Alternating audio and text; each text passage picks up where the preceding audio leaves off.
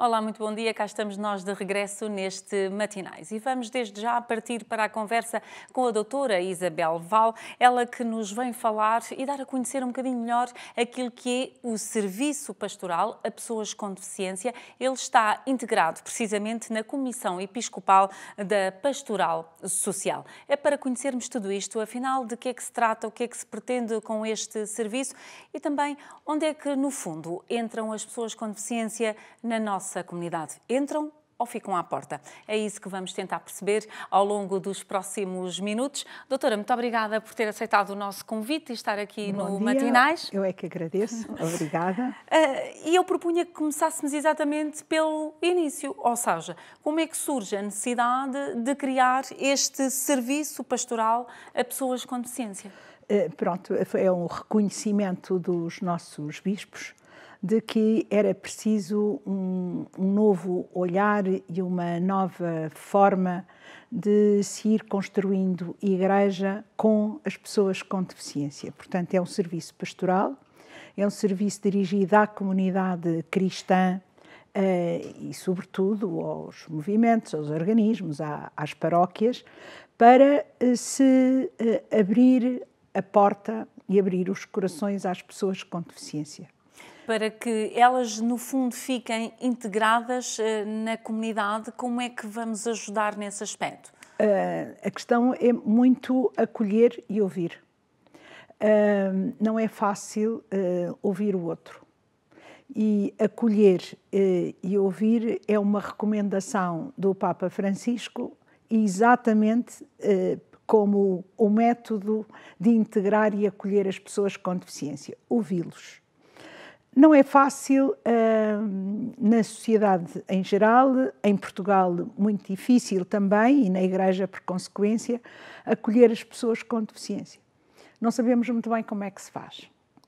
Se calhar não era tão difícil assim, era ouvir o que tem para nos dizer, como é que se sente bem, o que espera de nós.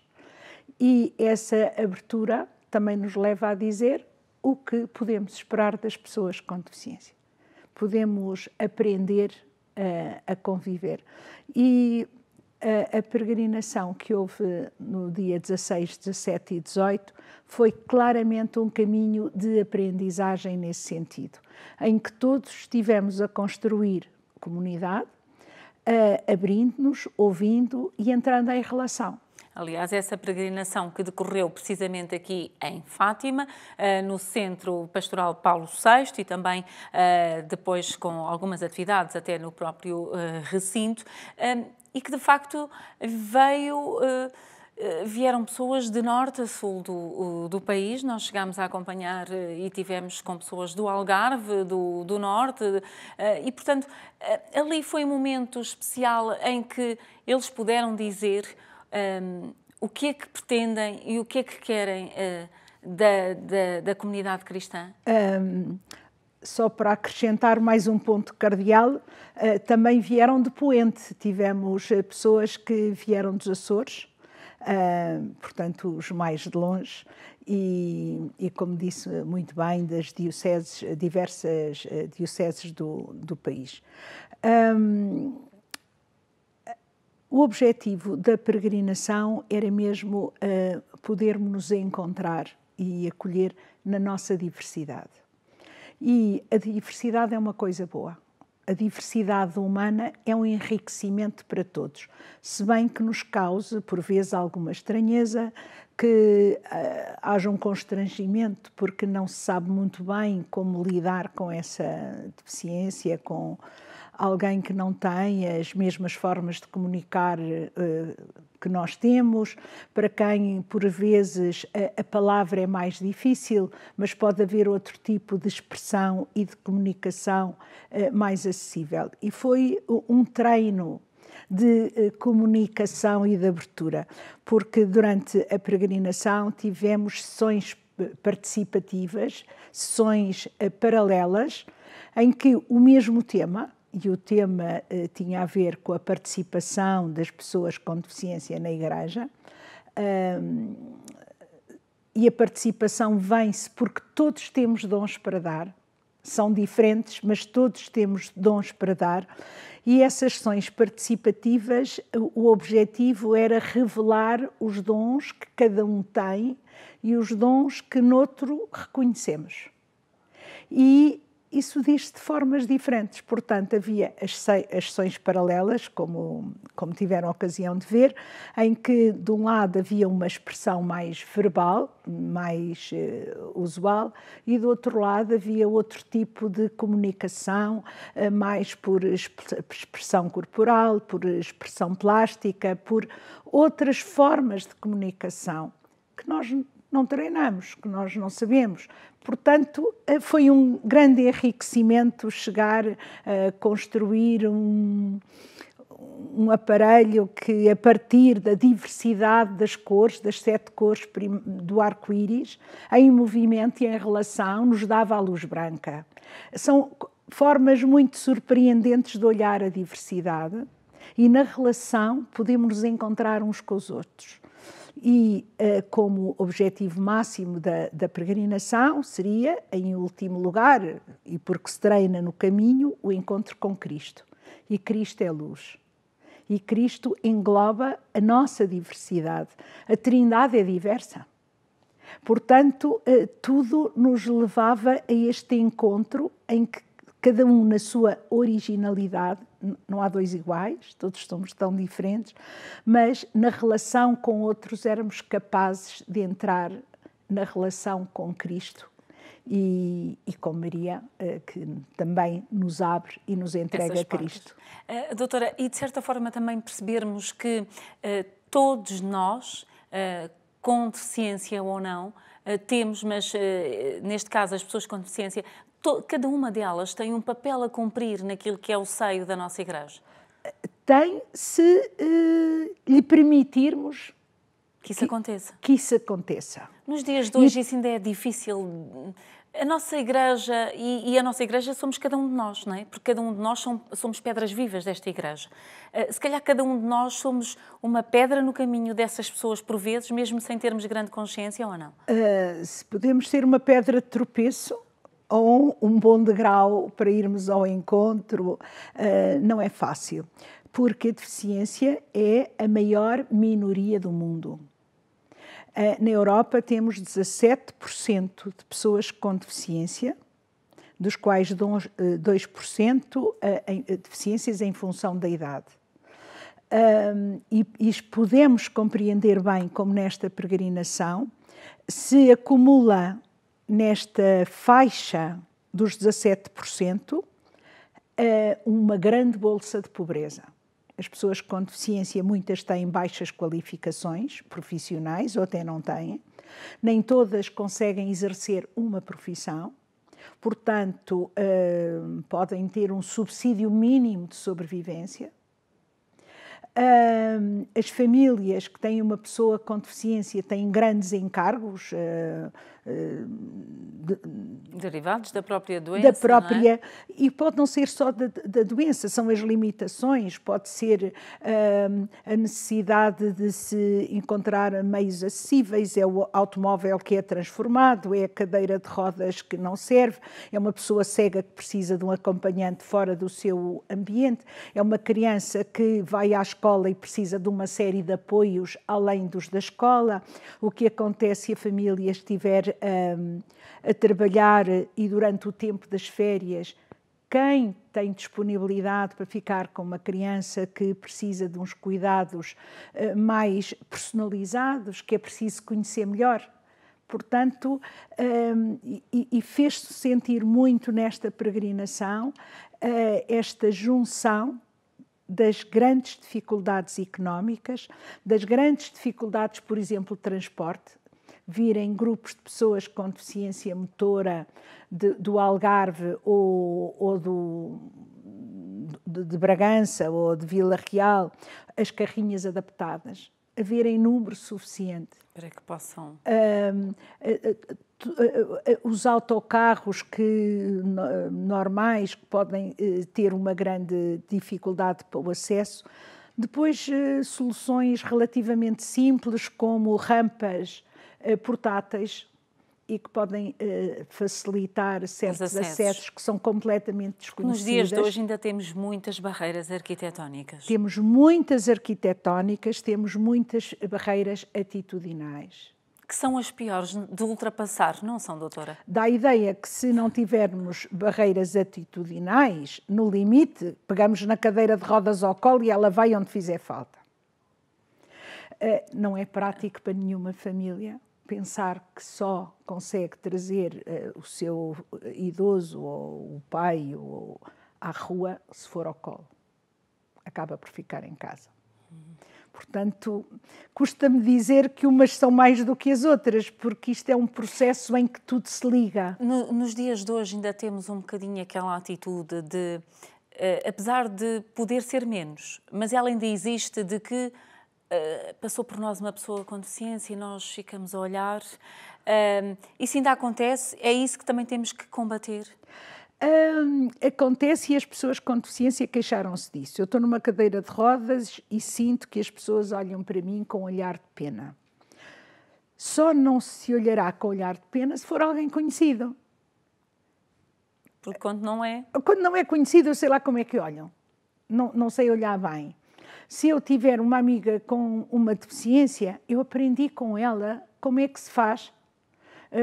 Posso aprender que se estou a tomar um café, que se calhar tenho de chegar o café ao pé, ou pelo menos ela diz o que é preciso fazer. Ou mostra, ou alguém me ensina.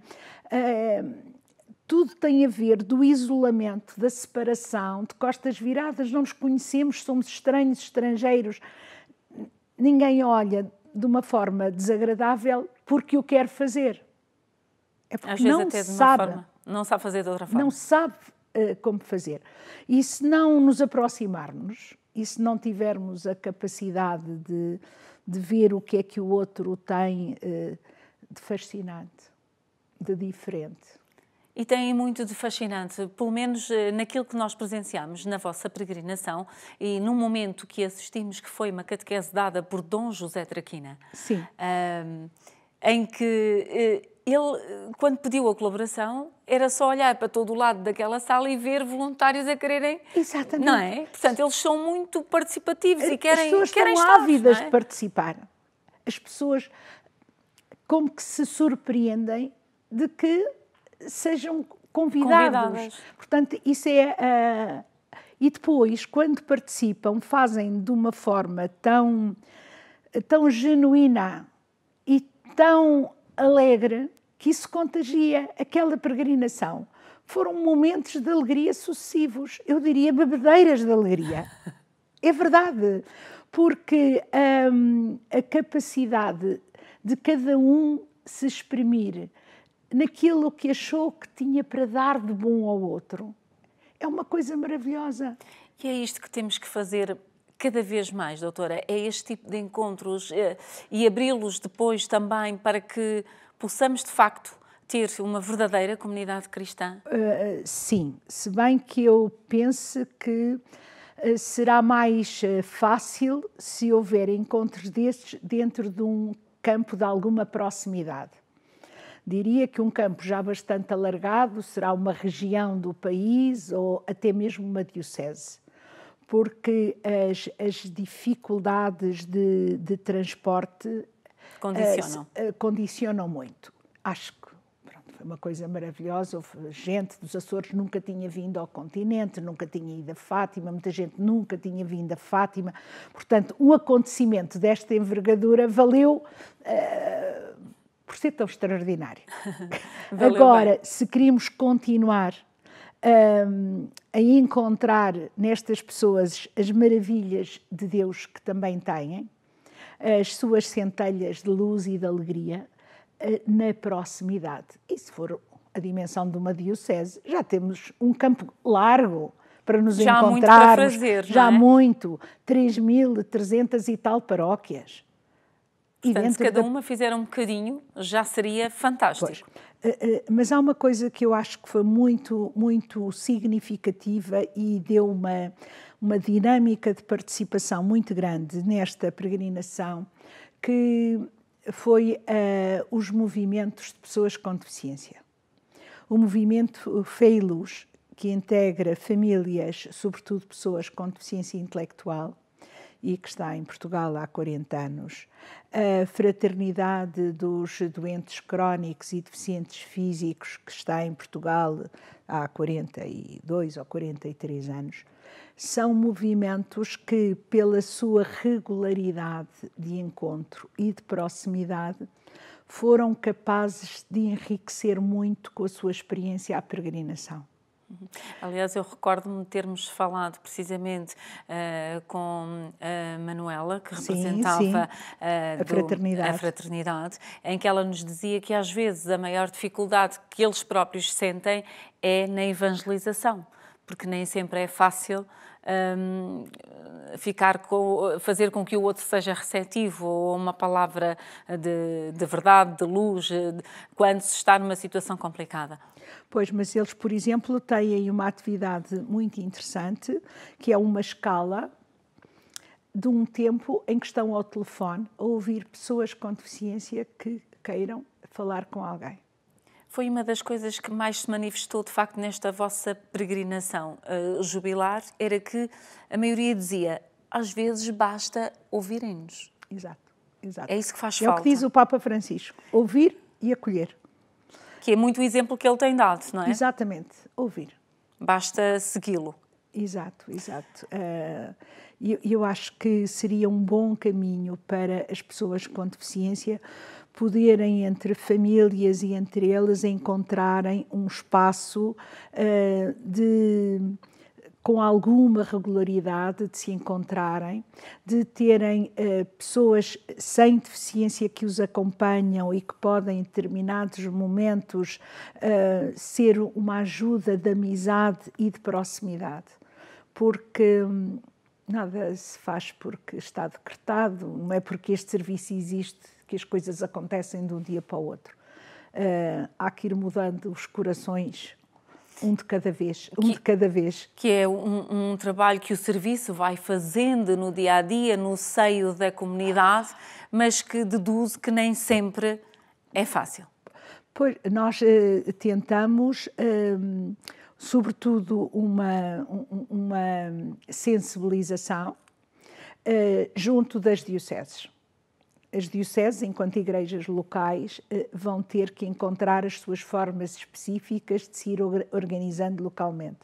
Já temos algumas equipas diocesanas, temos em Bragança, no Algarve, Castelo Branco, Lisboa, e outras que estamos a tentar ir criando essas equipas nas dioceses, porque é preciso haver um polo de comunicação, haver alguém que no local vá iniciando um caminho, porque as dioceses são muito diferentes.